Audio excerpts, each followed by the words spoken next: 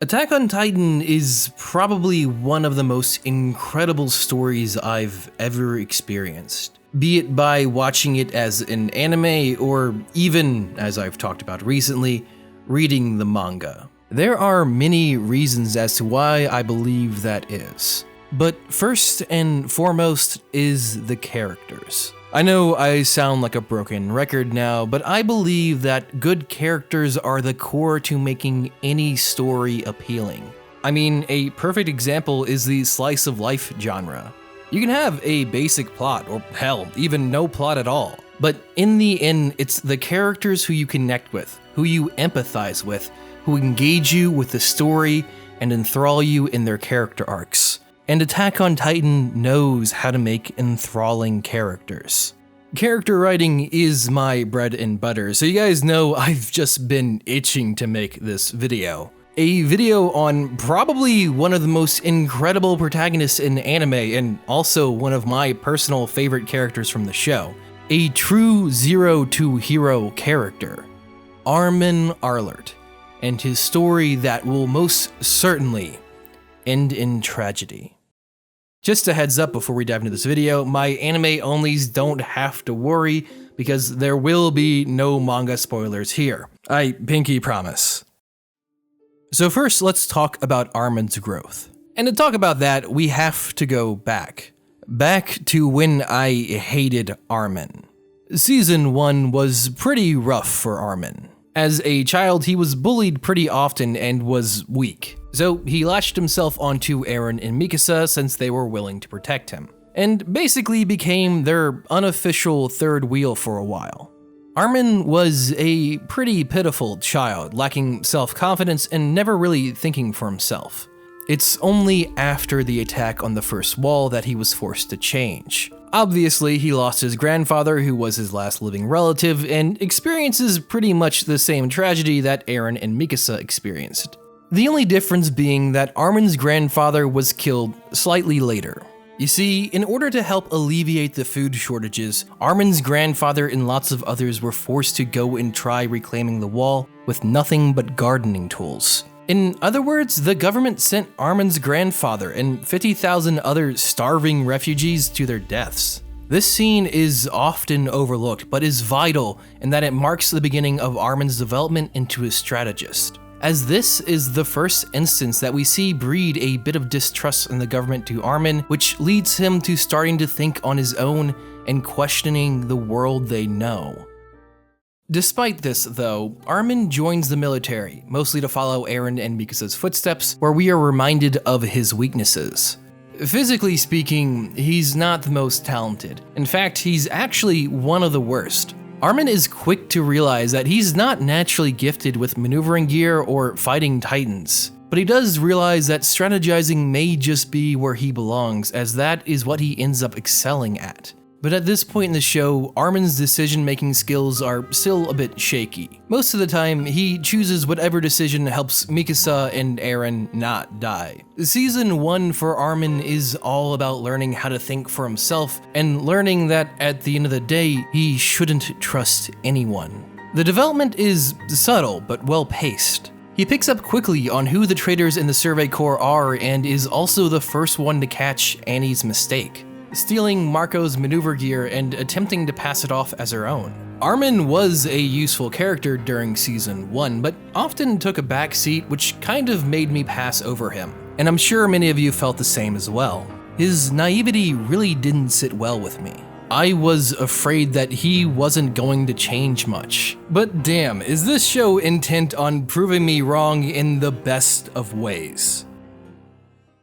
Seasons 2 and 3 are huge for Armin's development as a character. Like I said earlier, thanks to his previous experience with the government, he already had little trust in them. So when the Survey Corps is betrayed by their very own government, Armin is quick to take sides with the Survey Corps with the hopes of protecting Eren and Mikasa. It's also in this arc where we see Armin kill for the first time. He actually kills someone without hesitation and saves Jean's life in the process. It's a huge moment in the show that defines him as a true leader, or at least makes him stand out as a true leader in the eyes of Captain Erwin. You see, the only reason Jean was in that predicament in the first place is because he hesitated killing someone else. And the reason Armin was able to save Jean's life is because he was able to make the quick decision to kill someone. This is the first time we see Armin make a truly hard decision and take decisive action on his own within a split second, and where we finally see him leave his naivety behind and truly turn into a leader that can match Commander Erwin. After this, we really see Armin blossom into a truly brilliant strategist. The first big situation is when he catches on to Reiner's plan at Wall Maria. He realizes that the enemy is most likely hiding in the walls, and so he sniffs them out and throws a wrench into Reiner's plan. Secondly, once again at the Battle of Wall Maria, he deduces a way to defeat Berthold. Berthold seemed impossible to kill, but Armin outsmarts him and works together to take him down with Eren. And sure enough, it works and they defeat Berthold, but at the cost of Armin's life. However, of course, as we all know, Armin is saved thanks to being able to transform him into a Titan and feeding Berthold to him. Thus, Armin, who started off as the shortest and weakest of the military recruits, now wields one of the largest and most devastating weapons in the world, the power of the Colossal Titan. At this point, it almost sounds like a fairy tale, but I can assure you, after inheriting the Colossal Titans, things don't exactly look to end happily ever after.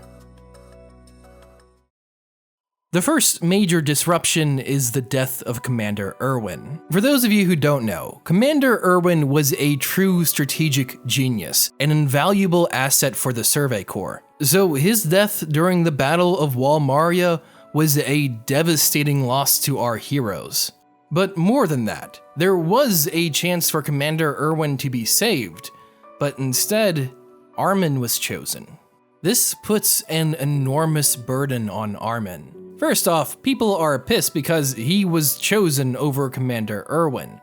But secondly, people expect Armin to fill Erwin's shoes, which is insane. Commander Erwin was the sort of genius who appeared only once in a generation, if at all, and who frankly deserves his own video as well. Armin has to accept that he was the one chosen to live instead of Commander Erwin, and that he has to make the most of that. A responsibility that only becomes greater when compounded with the fact that the Colossal Titan rests within him as well.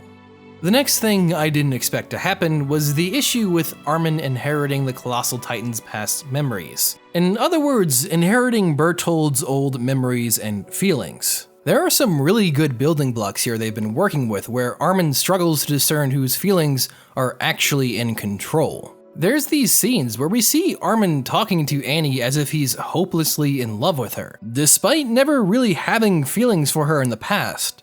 However, we do know that Berthold had strong feelings for her. It's just kind of another thing that Armin's going to have to struggle with.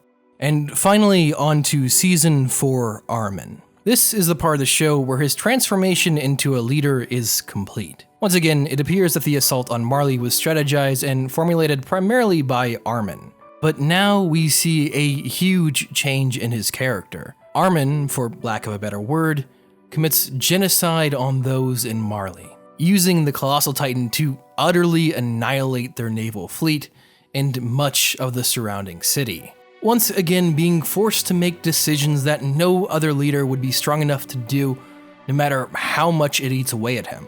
This character shift is only made all the more tragic and more than a little ironic when you realize that this is all paired with the fact that, more than anything else, Armin only ever wanted peace. Armin was never obsessed with joining the military, trying to gain power, fighting the Titans, or anything like that.